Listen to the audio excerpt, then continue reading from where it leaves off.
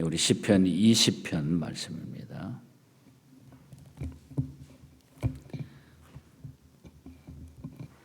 1절부터 9절까지 제가 봉독해 올립니다.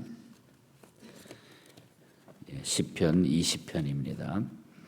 환난 날에 여호와께서 내게 응답하시고 야곱의 하나님의 이름이 너를 높이 드시며 성소에서 너를 도와주시고 시온에서 너를 붙드시며 내 모든 소재를 기억하시며 내 번제를 받아 주시기를 원하노라.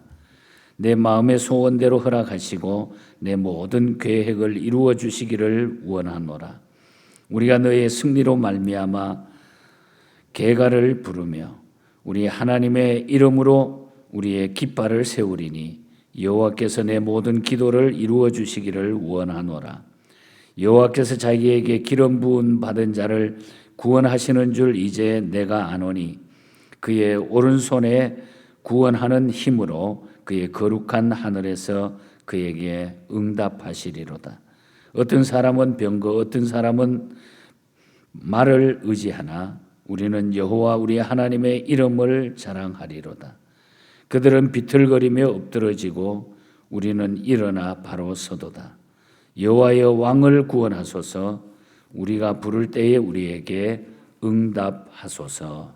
아멘. 아멘. 오늘 또 우리 말씀으로 승리하는 우리 복된 하루 되기를 축복합니다. 시편 20편은 전쟁을 통해서 나타나는 그 기도의 중요성을 우리에게 보여주는 그런 말씀입니다. 본문의 그 배경은 이스라엘이 수리아와 전쟁을 할 때에 승리를 기원하면서 지어 부른 노래입니다.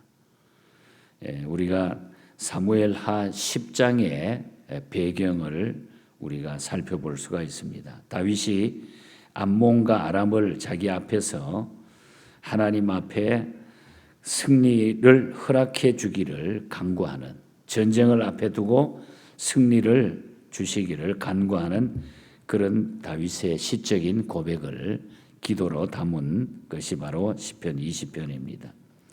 전쟁의 승리는 어떤 병력의 숫자나 전술에 있는 것이 아니고 하나님을 의지하는 데 있다, 여호와께 있다 하는 것을 분명히 밝혀주고 그것을 경험했고 확인했다고 하는 거죠.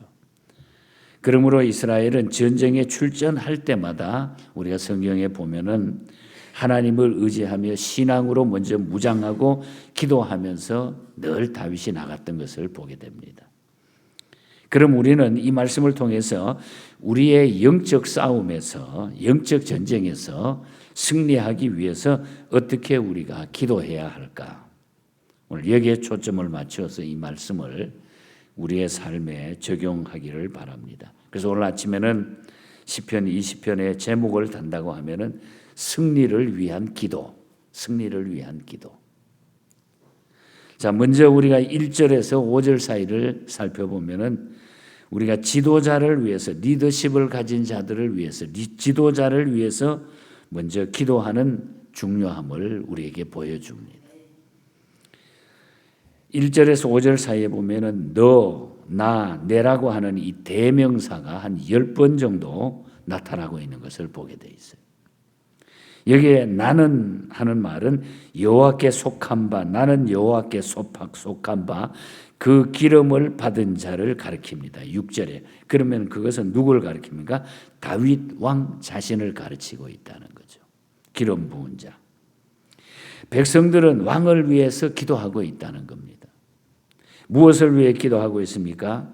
먼저 1절에 보면 환난 날에 응답하시고 적군이 해칠 수 없도록 높이 들어달라고 기도하고, 또 2절에 보면은 성소에서 도와주시고 붙잡아 달라고 기도하시고, 3절은 모든 소재를 기억하고 번제 받으시기를 위해서 기도하고, 또 4절은 또 마음의 소원을 허락하시고 모든 계획이 이루어지기를 위해서 기도하고, 또 5절에 보면은 왕의 승리로 인해서 백성들이 함성을 올리고 하나님의 이름으로 깃발을 높이 들게 해주시고, 그래서 모든 사람에게 승리가 올 수 있도록 기도하고 있는 이 모습을 보여주고 있다는 거죠.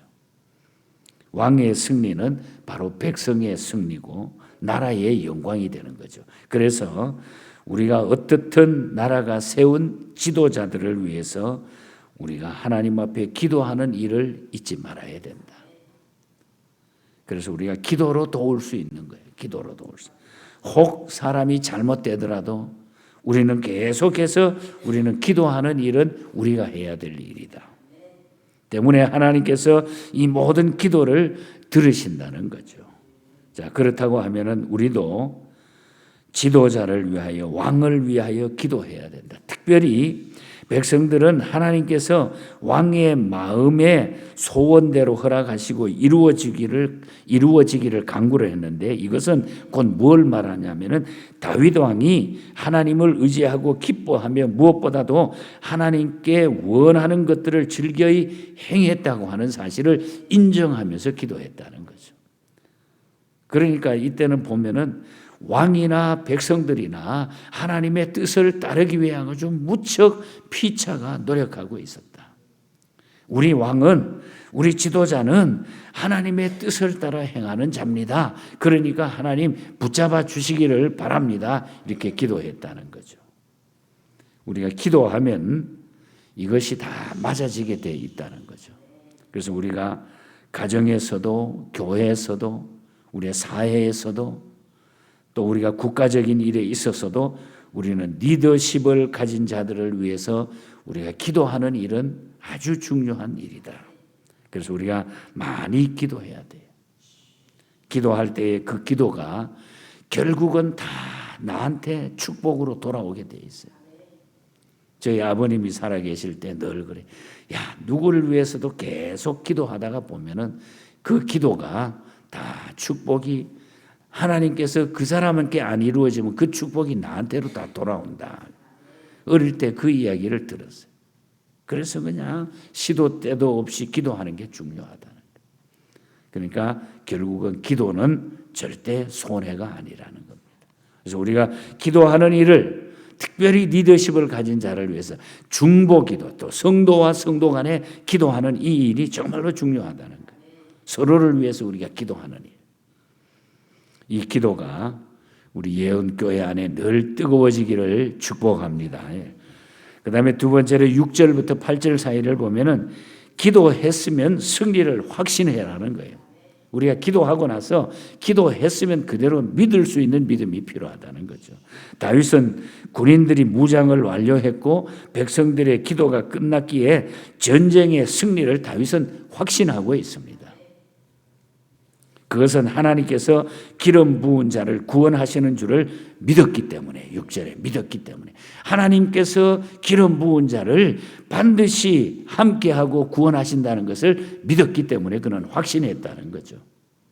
다윗은 자기 군대가 하나님만 의지하고 하나님의 이름을 자랑하기에 다윗이 골리앗과 싸울 때의 그 체험을 기억하며 7절에 보면 그것을 머릿속에 염두에 두면서 승리할 것을 확신하고 있다고 하는 거죠.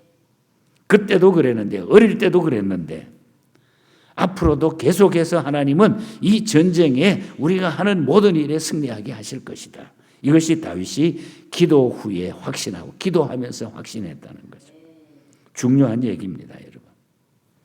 그래서 이제 내가 아노니, 그렇게 말합니다. 이제 내가 아노니.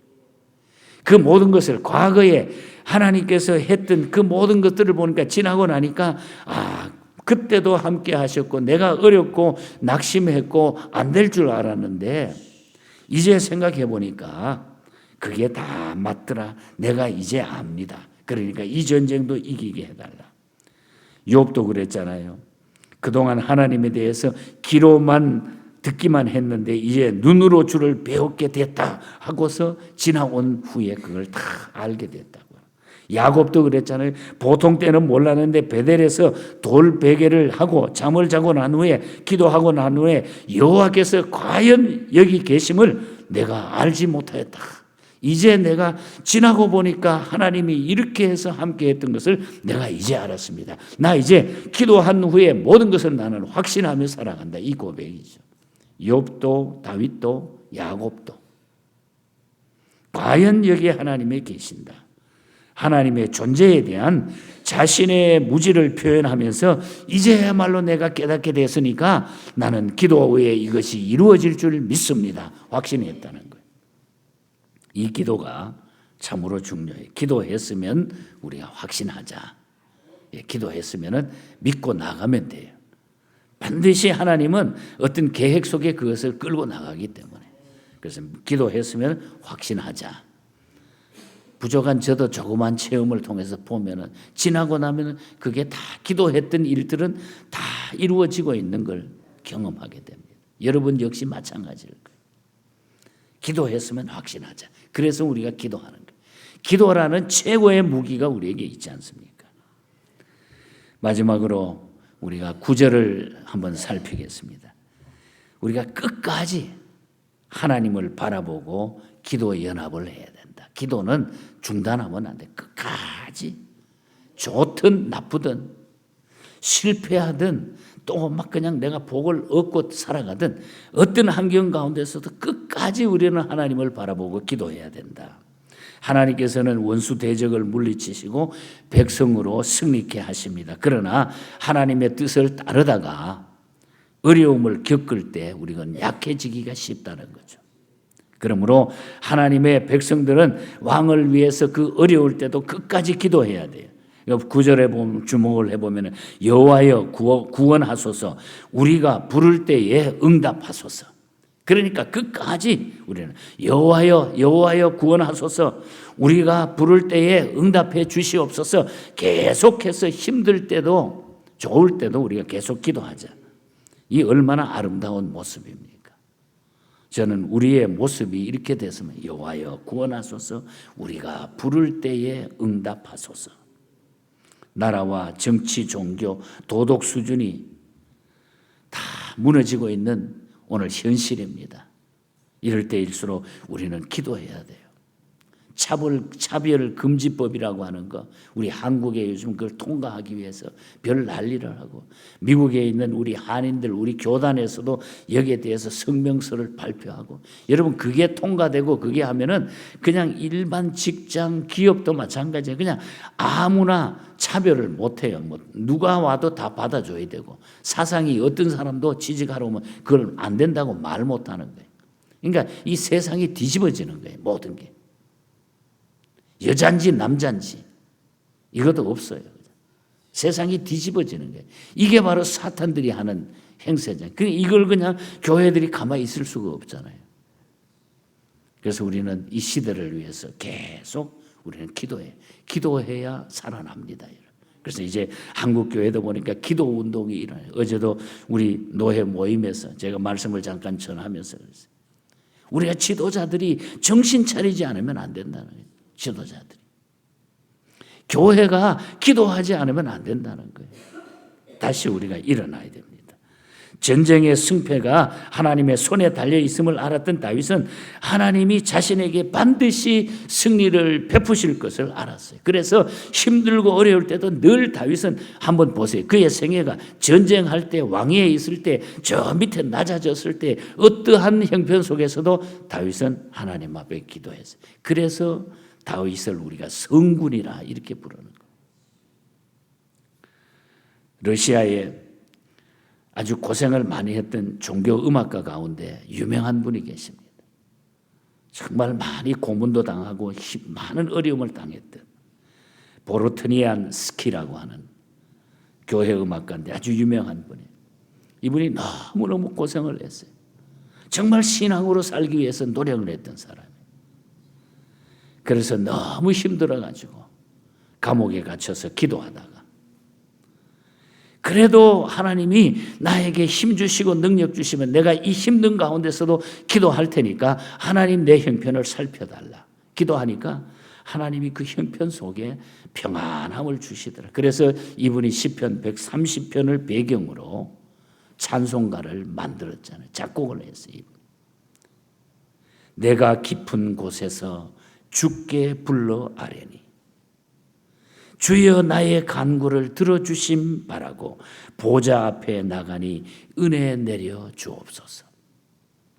파수꾼이 새벽을 기다리고 바라듯이 나의 영혼 주님만 간절히 바라네.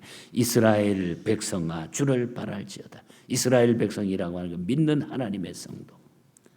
마지막 절 가사에 보면 이렇게 고백합니다. 이스라엘 백성아 주만 믿고 바라라. 주의 깊은 은총에 우리 구원이 있으니 변함없는 주님만 믿고 기다릴지니라. 소망이 있는 거예요.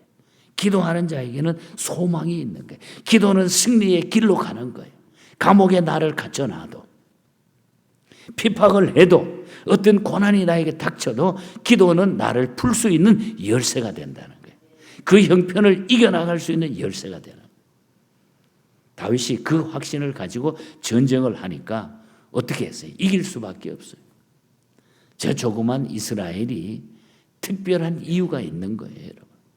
하나님의 깊은 뜻이 있는 거예요, 저 나라에. 그래서 오늘 우리는 다시 한번 오늘 아침에 깨닫는 것은 승리를 위한 기도. 기도는 반드시 승리다. 기도에는 승리라고 하는 것이 앞에 붙는 거예요. 우리의 삶 가운데. 이 기도의 삶을 통해서 남은 생에 멋지게 사시고 또 여러분이 늘 어떤 환경을 이겨나갈 수 있는 그 능력을 기도를 통해서 이루시기를 축복합니다. 여러분. 하나님 감사합니다.